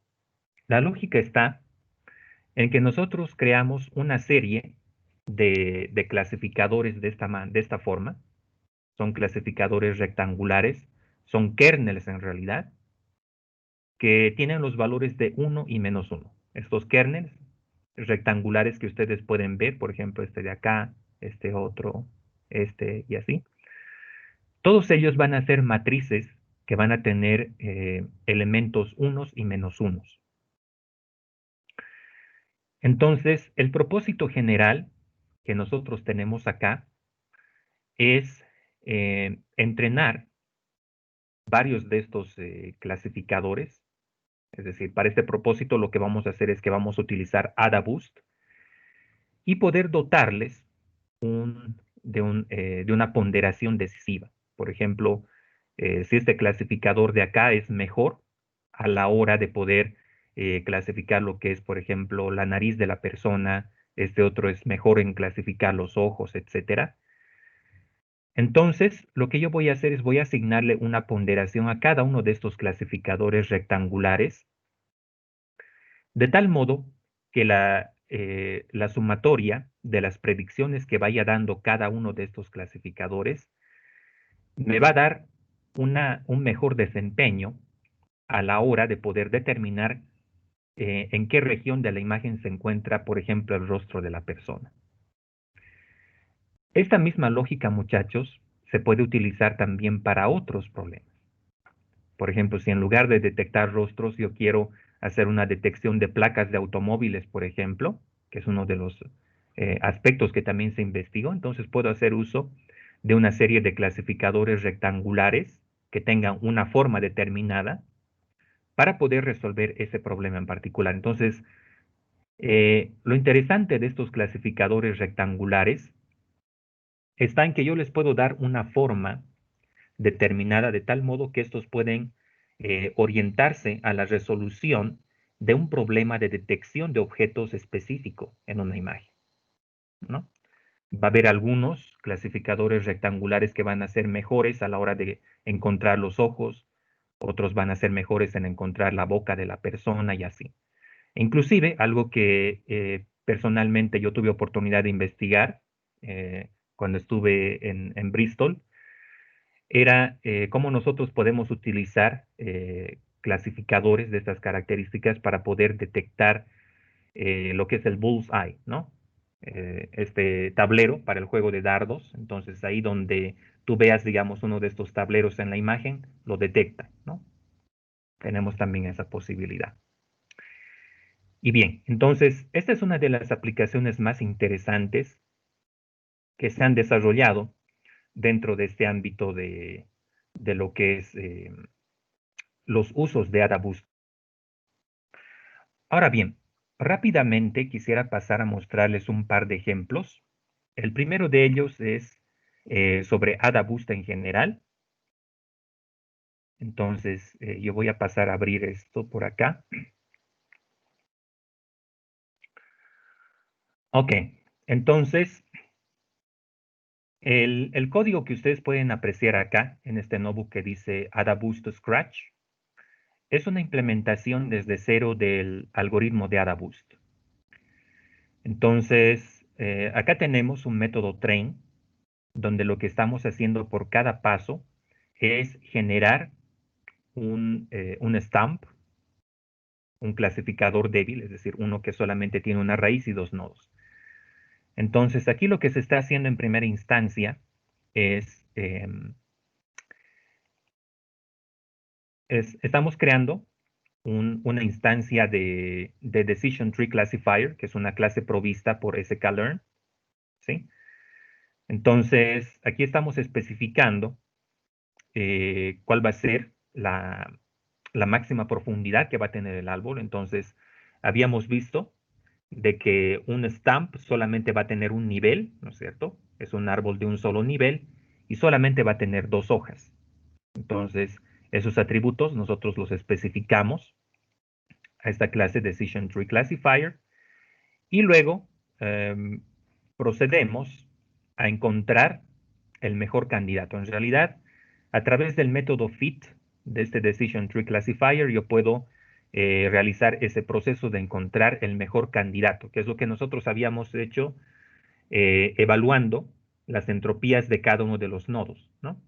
De cada uno de los atributos posibles. Entonces, ese proceso se realiza de manera interna a través de este FIT que nosotros tenemos, de tal modo que este clasificador va a ser el que menor error nos dé en total, o bien la menor entropía, o menor valor del Gini, o lo que nosotros estemos utilizando para poder evaluar los candidatos.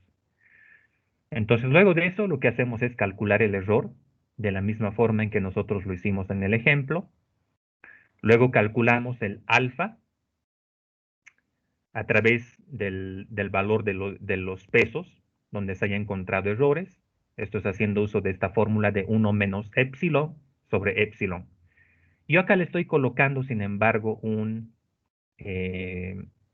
valor de cojín, un mean error, que es 1 a la e-5, ¿no es cierto? Entonces, esto es nada más para evitar errores de cálculo, ¿no? Porque si yo tengo acá 0, logaritmo de 0, me va a dar una excepción, ¿no?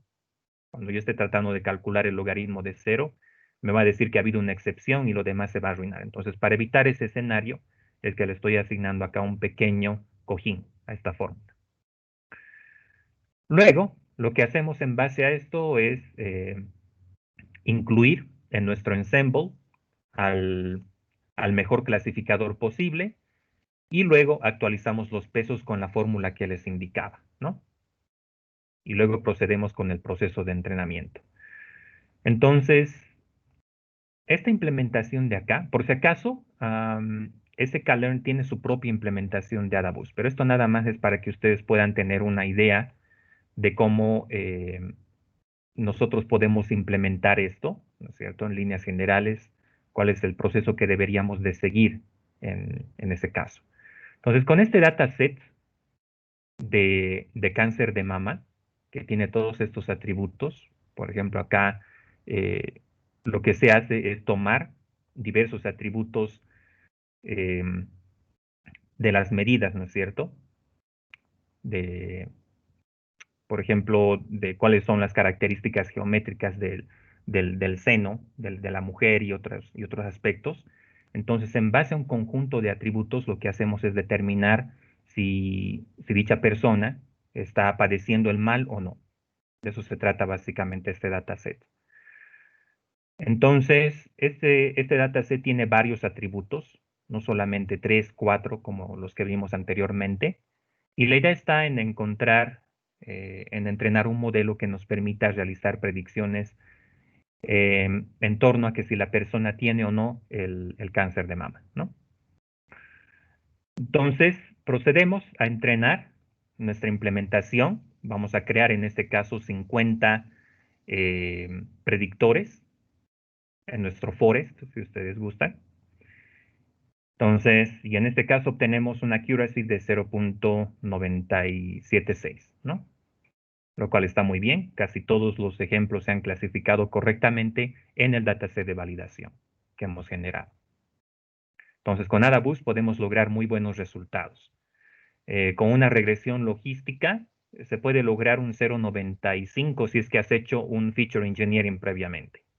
Y si no es así, la predicción va a ir entre 0.8 y 0.9 más o menos, lo cual anda por ahí, más o menos. Y sklearn, como les digo, también tiene su propia implementación de Adaboost, que se llama Adaboost Classifier.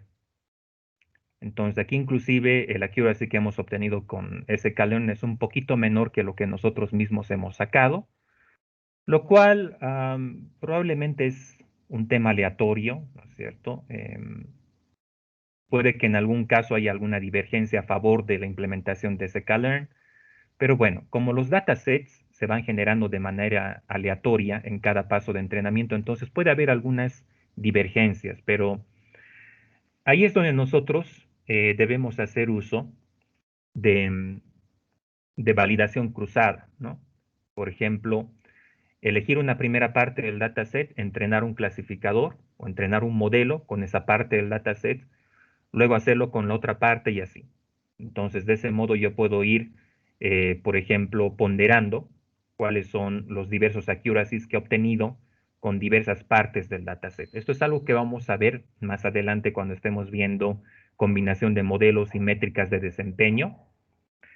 Pero a través de validación cruzada, si yo entreno no solamente un AdaBoost, sino varios, entonces puede ser que esto se vaya aproximando más a lo que tiene la implementación de sklearn.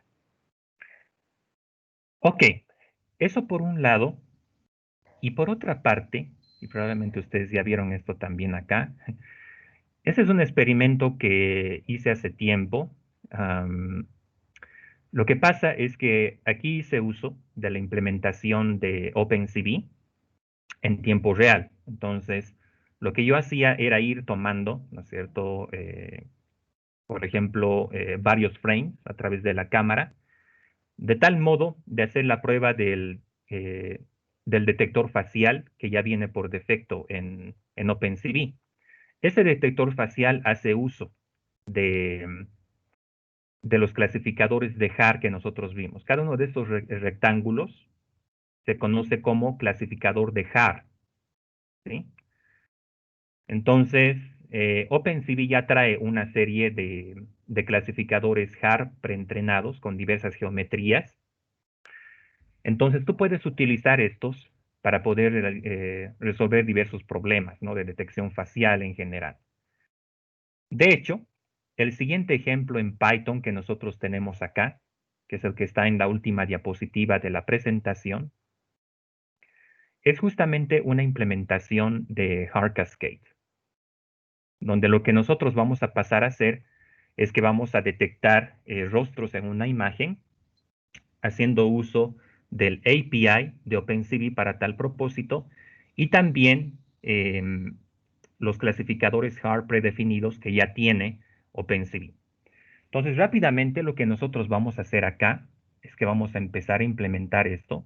Me gustaría que lo hagamos desde cero para que ustedes vayan familiarizándose también con el API de OpenCV para poder realizar diversas tareas. Entonces, primeramente yo voy a inicializar las librerías por acá. Vamos a descargar un archivo XML que tiene los clasificadores HAR rectangulares preentrenados, ¿sí? Es decir, cada uno de los rectángulos con su correspondiente alfa. Y OpenCV nos provee de varios de estos en su instalación. Por ejemplo, uno de ellos está orientado para poder encontrar rostros de frente en una imagen digital, que es este HAR Cascade Frontal Face que nosotros estamos obteniendo. Todos estos XMLs están disponibles en la instalación, en la distribución de OpenCV, pero tú también puedes generar tus propios XMLs, puedes reentrenar el modelo y generar tus propios clasificadores. Es posible hacer eso también. Y también nos estamos bajando una imagen de Wilstermann, del equipo Wilstermann, y lo que vamos a hacer es que vamos a encontrar en esa imagen los rostros de los jugadores. Entonces vamos adelante con la implementación de esto. Primeramente vamos a leer la imagen que acabamos de descargar y lo vamos a hacer por medio del método IamRead de OpenCV. Para poder importar OpenCV en mi notebook tengo que hacer uso de esta inclusión, import cv2. Entonces, OpenCV tiene un método que es IamRead que me permite leer imágenes desde un archivo. Entonces aquí voy a decir, la imagen se llama Photo Wilstermann JPG, entonces la vamos a leer. Que voy a decir entonces Photo Wilstermann JPG. Luego, lo que tengo que hacer, resulta que OpenCV va a leer la imagen, pero en formato BGR. hay que convertirla a RGB para que pueda visualizarse correctamente en la pantalla. Entonces, la forma en que yo logro eso es haciendo convert color, convertir color, de esta imagen que acabamos de descargar. Vamos a utilizar el flag color BGR to RGB. Entonces va a convertir de BGR, ¿no es cierto? Que está al revés, ¿no es cierto? Debería ser RGB. Va a convertir de BGR a RGB, de tal modo que podamos visualizar correctamente los colores de la imagen, ¿no?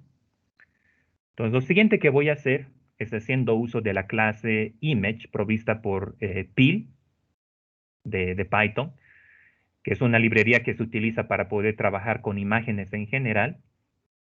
Lo que voy a hacer es que voy a visualizar la imagen en pantalla haciendo uso de from array de la clase image de PIL, ¿no? Entonces visualizamos y ahí está. Ahí tenemos entonces la fotografía. Si no hacía esta conversión de BGR a RGB, fíjense ustedes que los colores azul y verde se transponen. Lo veo de esta forma, ¿no? Entonces, esta es la lectura por defecto que realiza OpenCV. Si quieres visualizar correctamente los colores de la imagen, hay que convertirla de BGR, como lo lee OpenCV, a RGB. De tal modo que nosotros podamos verlo de esta forma. Ok, lo siguiente que necesitamos hacer es convertir esta imagen a escala de grises. Para hacer la detección de rostros por medio del método de Hard Cascade, no necesitamos información de color, simplemente información de amplitud de la imagen. Entonces yo voy a crear una nueva variable que va a ser ImageGray. Y nuevamente vamos a utilizar CBT Color para convertir la imagen, esta vez en escala de grises. Y la forma en que yo hago eso es utilizando el flag RGB, que es el formato en el que ahora está la imagen, a grayscale. Entonces, esto va a ser color RGB to gray. Luego, para visualizar la imagen nuevamente en pantalla, voy a hacer image, array, y mggray.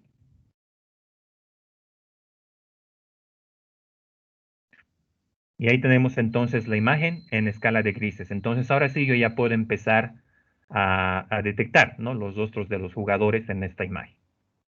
Entonces, lo siguiente que vamos a hacer es que vamos a instanciar, en realidad no vamos a entrenar el clasificador, vamos a instanciar el clasificador porque en realidad este XML ya tiene los clasificadores con su respectivo alfa, según lo que les decía, con su respectivo coeficiente, ¿no? Ya están preentrenados. Entonces, lo que tenemos que hacer nosotros es simplemente instanciar el clasificador y realizar predicciones. Y la forma en que hacemos eso va a ser por medio de CB2. Instanciamos la clase Cascade Classifier, enviando como parámetro el nombre del XML que tiene los clasificadores rectangulares dentro de sí. Y nosotros justamente antes nos habíamos descargado este Hard Cascade Frontal Face. Entonces eso tenemos que enviar como parámetro al constructor de la clase. Bien. Y lo siguiente que hacemos ahora es que vamos a detectar los rostros. Voy a decir faces, por medio del siguiente método. Entonces yo voy a decir CLF detect multi-scale, detectar en multiescala, es decir, lo que va a hacer esto es que va a detectar los rostros en diversas escalas de la imagen, es decir, en un primer tamaño de imagen, luego en uno un poco más grande y así, de tal modo que la predicción sea más precisa. Entonces, lo que va a hacer es que va a detectar los rostros en diversos tamaños de esta misma imagen, de tal modo de ir afinando la predicción de acuerdo a cuáles hayan sido las detecciones que se hayan tenido en cada una de estos tamaños candidatos, ¿no? Entonces enviamos como parámetro image gray, que es la imagen en la escala de grises, 1.1, que es el factor de escala que le vamos a dar a la imagen, ¿no es cierto? Entonces eso significa que el tamaño original de la imagen se va a ir multiplicando por 1.1 cada vez, de tal modo de generar imágenes de diversas escalas, ¿no? Y la idea está en hacer detecciones en todas estas escalas y encontrar la predicción posible. Es lo que básicamente hace esto. Y luego, resulta que en algunos casos los rostros pueden, por ejemplo, puedo tener una predicción, un primer rectángulo que esté por acá, otro que esté un poquito más a la derecha y otro que se esté solapando casi al centro.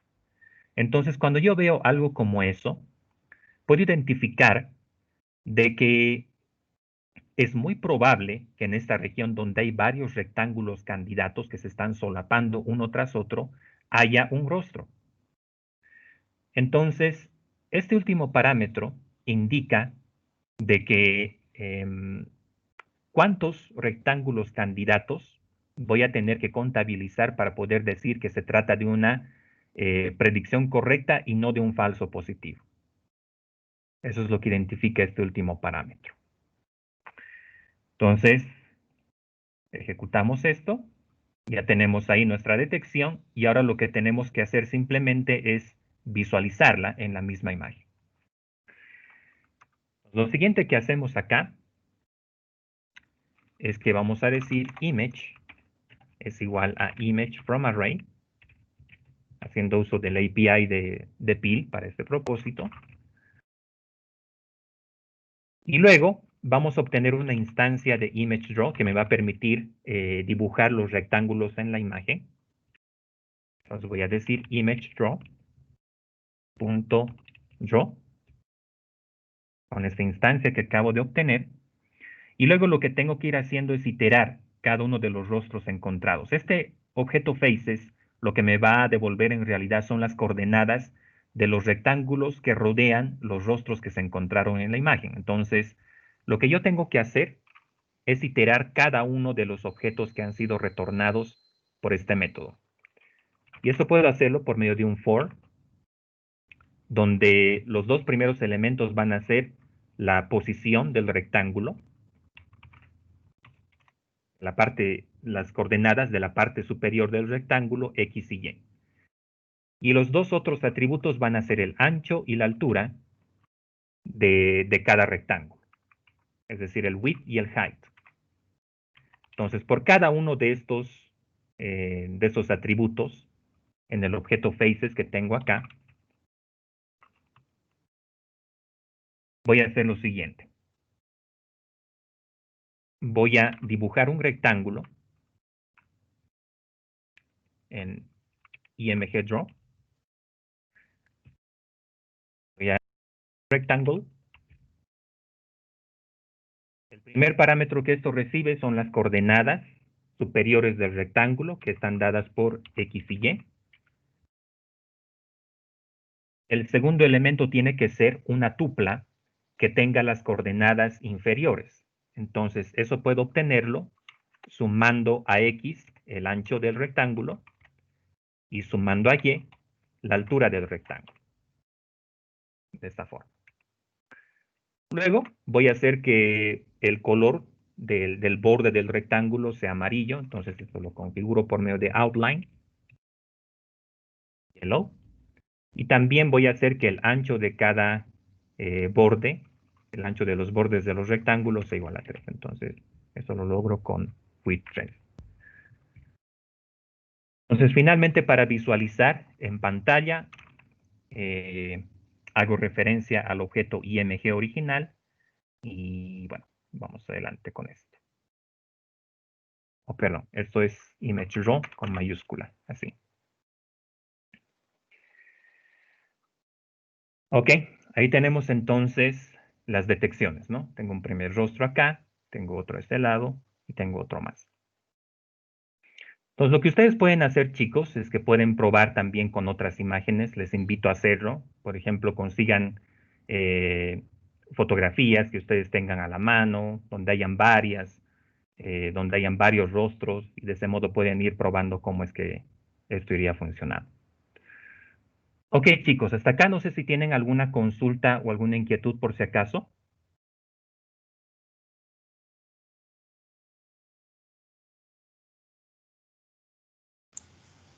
No, Inge.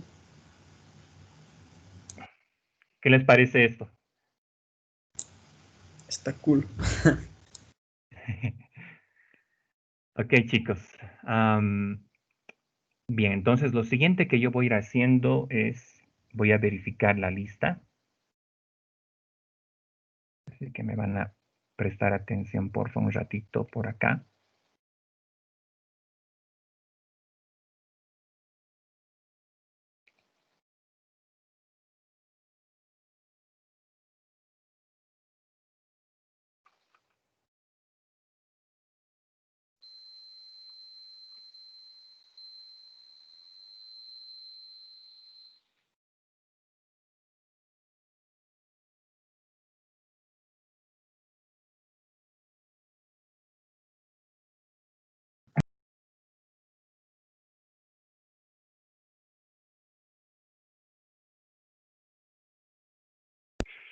No sé, chicos, si ustedes están teniendo problemas de lentitud con el Teams a ratos también.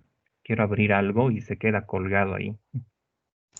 Sí, Inge, me ha pasado en un examen, es horrible. Si no, no me deja abrir. A ver, voy a intentar otra vez.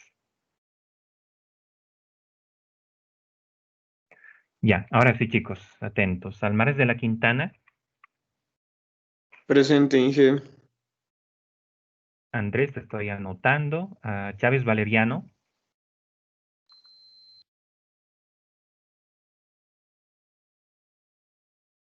Edson Chávez está. Córdoba Virca, Presente, Inge. Cuadros Roca, Presente, Inge.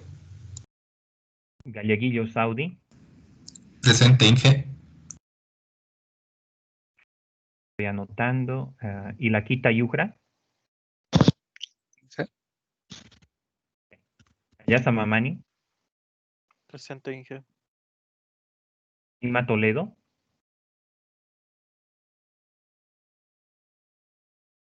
López Ledesma, Presente, Inge.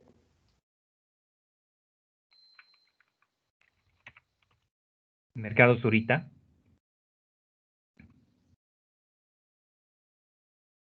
Eduardo Mercado está. Prado Flores, Presente, Inge.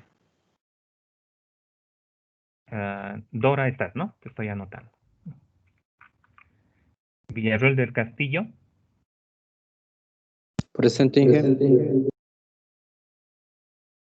Ok, chicos, eso sería todo entonces para nuestra clase del día de hoy. El día jueves entonces nos estamos reencontrando. Un saludo, que tenga un buen resto de jornada y estamos en contacto. Hasta luego, Inge. Ok, Hasta luego. chao, Gracias, chicos. Inge. Chao, chao. Hasta luego, Inge, gracias.